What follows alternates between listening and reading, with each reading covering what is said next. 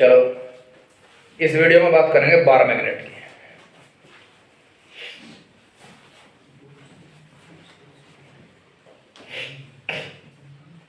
भाई bar magnet का सभी को पता है, बार मैग्नेट में मुश्किल से 1 नंबर का क्वेश्चन आता है, लेकिन टाइम की बात है, क्या पता कितने का आ जाए। बार मैग्नेट को थोड़ा सा यहां समझ लो। Magnet in the shape of bar, वही बार मैग्नेट है। इसके पास 2 पोल होते हैं, एक नॉर्थ एक साउथ। दोनों की पोल स्ट्रेंथ बराबर और पोलैरिटी अपोजिट होती है। इसकी पोल स्ट्रेंथ को प्लस एम से रिप्रेजेंट करते हैं, इसकी पोल स्ट्रेंथ को माइनस एम से रिप्रेजेंट करते हैं। पूरी बार मैग्नेट का सेंटर O मान लिया, माइनस ए दूरी या ए दूरी इस तरफ मान ली और ए दूरी इस तरफ मान ली। आप एक काम करो, इस तरफ साउथ लिखो, माइनस एम पोलैरिटी, ताकि आपको याद रहे minus X axis minus Y axis, sorry minus X axis plus X axis, और इस तरफ ही है। ठीक है जी। पूरी बार मैग्नेट के स्ट्रेंथ को मैग्नेटिक मोमेंट कहा जाता है, जिसकी वैल्यू किसके बराबर होती है, magnitude of the pole strength into separation between poles. कई बुक्स में सेपरेशन बिटवीन पोल्स को स्मॉल m लिया गया है, तो मैग्नेटिक मोमेंट को आप क्या लिखेंगे, m into l, which is vector quantity.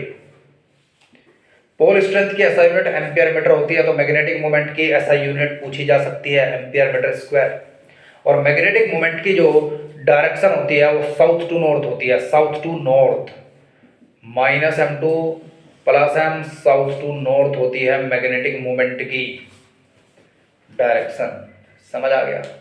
अगर एक बार मैग्नेट को बीच से तोड़ दिया जाए तो नॉर्थ की तरफ यहां साउथ और साउथ की तरफ नॉर्थ पैदा होता है। अगर एक बार मैग्नेट को बिल्कुल मिड पॉइंट से वर्टिकली काट दिया जाए तो पोल स्ट्रेंथ पर कोई भी इंपैक्ट नहीं होता। क्यों? क्योंकि पोल स्ट्रेंथ बच गई, इस तरफ थी पोल स्ट्रेंथ, यहां है और यहां है। समझ गए। लेकिन मैग्नेटिक मोमेंट पर प्रभाव पड़ता है, लेंथ आधी होने से मैग्नेटिक मोमेंट हाफ हो जाता है, याद रखेंगे। अगर एक बार मैग्नेट को हॉरिजॉन्टली मिड पॉइंट से कट कर दिया जाए तो पोल स्ट्रेंथ भी हाफ होती है और मैग्नेटिक मोमेंट भी हाफ होता है। समझ आ गया। अगर आपके पास पूरी बार मैग्नेट की लेंथ L है तो इफेक्टिव लेंथ, पोल थोड़े अंदर होते हैं हल्के से, तो इफेक्टिव लेंथ आपके पास 5/6 L के बराबर होगी। याद रखेंगे ये चीज कॉम्पिटिशन्स के लिए। समझ आ गया। इसके बाद की बात करते हैं, अगर एक बार मैग्नेट को आप सेमी सर्कल में कन्वर्ट कर देते हैं तब मैग्नेटिक मोमेंट पर क्या इंपैक्ट पड़ता है। पहले मैग्नेटिक मोमेंट m हुआ करता था, जिसकी वैल्यू किसके बराबर थी, पोल स्ट्रेंथ इनटू लेंथ।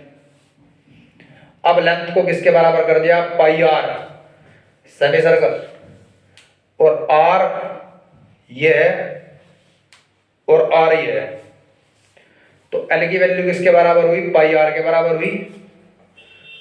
समझ आ गया। तो r is equal to L by pi. अब मैग्नेटिक मोमेंट किसके बराबर होगा, pole strength into 2r, r की जगह रखा आपने m into L by pi into 2, तो 2/पाई की वैल्यू 1 से कम होती है तो मैग्नेटिक मोमेंट रिड्यूस हो जाएगा, मैग्नेटिक मोमेंट रिड्यूस हो जाएगा। याद रखेंगे सभी 101%। ठीक है जी। अगर ये किसी एंगल पर बनता है तो याद रखिएगा टोटल लेंथ 2πr ले लीजिएगा, θ/2π उससे आप सोल्व कर लोगे। ठीक है। मैं इसमें बार मैग्नेट में और क्या देखना है आपको, बार मैग्नेट में एक तो आप बार मैग्नेट के कारण सबसे पहले एक बार कूलॉम्स लॉ पढ़ लो जरा। एक चीज होती है मैग्नेटिक फील्ड इंटेंसिटी, जिसे B मानते हैं, तो एक बार मैग्नेट के कारण भी निकालने के लिए आ सकती है। तो याद रखिएगा किसी भी मोनोपोल क्या होता है, सिंगल मैग्नेटिक पोल, मोनोपोल हो गया, ठीक है, या सिंगल इलेक्ट्रिक पोल। एक होता है डाइपोल, डाई मैंने 2 पोल, एक होता है क्वाड्रुपोल जहां 4 होते हैं। समझ गए मेरी बात। ठीक है। एक बार मैग्नेट ऐसा रखी है, मान लीजिए एक बार मैग्नेट ऐसा रखी है, कहा कि नेट मैग्नेटिक मोमेंट निकालिए।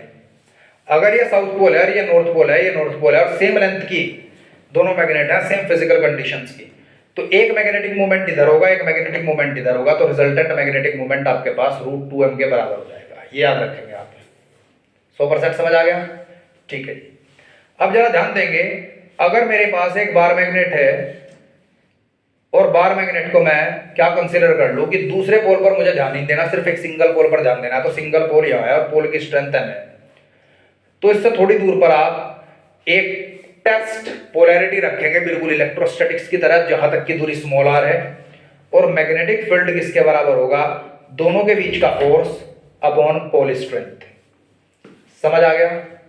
अगर आपके पास न्यूटन पर एम्पियर मीटर इज द ऐसा यूनिट ऑफ मैग्नेटिक फील्ड लिखी आई तो आप एक्सेप्ट करेंगे, हाँ जी यही होती है।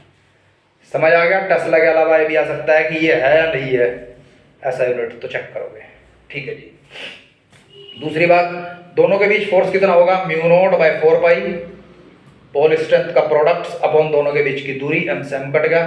तो पोल स्ट्रेंथ पर यहां भी टेस्ट पोलैरिटी पर मैग्नेटिक फील्ड इंटेंसिटी डिपेंड नहीं करती, जैसे टेस्ट चार्ज पर इलेक्ट्रिक फील्ड इंटेंसिटी डिपेंड नहीं करती थी। तो बार मैग्नेट के कारण हेक्सियल लाइन पर भी मैग्नेटिक फील्ड निकालने के लिए आ सकता है और इक्वेटोरियल लाइन पर भी, ये भी आप करेंगे। एक बार मैग्नेट को मैंने एक्सटर्नल मैग्नेटिक फील्ड के अंदर रख दिया, उसके ऊपर टॉर्क कितना लगा वो भी आप याद रखेंगे। समझ आ गया। और एक बार मैग्नेट की पोटेंशियल एनर्जी, मतलब एक यूनिफॉर्म मैग्नेटिक फील्ड के अंदर एक बार मैग्नेट को रोटेट करने में जो अमाउंट ऑफ वर्क डन निकाला है उसका फॉर्मूला आपके पास आएगा magnetic moment B cos θ2 minus cos θ1। ये डेरिवेशन आपको कराया गया है, एक तो ये याद रखेंगे और एक याद रखेंगे आप माइनस साइन इसमें बाहर होता है, torque is equals to NI BA, एक याद रखेंगे। ठीक है, समझ आ गया 100%। और एक टॉर्क का फॉर्मूला याद रखेंगे जो बार मैग्नेट के लिए होगा MP sin θ। समझ आ गया जी। बस यहां तक करेंगे आज आप। और diamagnetic material, paramagnetic material, ferromagnetic material अच्छे से करेंगे। Diamagnetic material universal magnetic material होता है जो टेम्परेचर पर डिपेंड नहीं करता, क्योंकि इसके डोमेन्स ओरिएंटेशन अपोजिट डायरेक्शन में होती है। Curie law mainly paramagnetic materials के लिए बताया गया था, susceptibility inversely proportional to the temperature. वो बात अलग है कि टेम्परेचर पर फेरोमैग्नेटिक मटेरियल्स भी डिपेंड करते हैं। ससेप्टेबिलिटी निगेटिव डायमैग्नेटिक मटेरियल की होती है, पॉजिटिव पैरामैग्नेटिक मटेरियल की, और बहुत ज़्यादा पॉजिटिव फेरोमैग्नेटिक मटेरियल की होती है। पैरामैग्नेटिक मटेरियल ही ठंडे होने पर फेरोमैग्नेटिक मटेरियल में कन्वर्ट होते हैं। जिस टेम्परेचर पर एक पैरामैग्नेटिक मटेरियल फेरोमैग्नेटिक मटेरियल बन जाता है उसे क्यूरी टेम्परेचर कहा जाता है। जैसे कि 100 केल्विन टेम्परेचर से नीचे सॉफ्ट आयरन फेरोमैग्नेटिक मटेरियल है, इसी तरीके से जब टेम्परेचर 100 केल्विन या उससे ऊपर होता है तो पैरा के अंदर कन्वर्ट हो जाता है, क्योंकि उसकी ससेप्टेबिलिटी कम हो जाती है। याद रखेंगे। आज का होमवर्क है आपका intensity of magnetisation, magnetising intensity, susceptibility किन फैक्टर्स पर डिपेंड करती है, डायमैग्नेटिक मटेरियल क्या होते हैं, पैरा फेरो, इनके 5 एग्जांपल, इनकी सारी प्रॉपर्टीज जो मैंने टेबल बनवाई थी वो भी पूरी अच्छे से आप याद कर जाओगे। ठीक है जी। इसके बाद छूटता है क्या कुछ पूरे चैप्टर में, जो सिलेबस में थोड़ा सा हिस्ट्रेसिस लॉस पढ़ लीजिएगा। जब एक मैग्नेटिक मटेरियल को एक्सटर्नल मैग्नेटिक फील्ड में मैग्नेटाइज किया जाता है तब एक एनर्जी लगती है, फिर उसे डिमैग्नेटाइज करने में लगती है, जो कोहेसिविटी और रिटेंटिटी के बीच मैंने ग्राफ बनवाया था और बताया था कि स्टील परमानेंट मैग्नेट बनाने के लिए यूज़ किया जाता है, क्योंकि उसकी कोहेसिविटी अधिक होती है और रिटेंटिटी भी अधिक होती है, और सॉफ्ट आयरन कोर की रिटेंटिटी अधिक और कोहेसिविटी कम होती है, इसे टेम्परेरी मैग्नेट्स के लिए यूज़ किया जाता है। समझ आ गया। इस वीडियो को अच्छे से देखिए, उसमें बहुत काम की चीज़ बताई गई है। ठीक है, that's all for the day.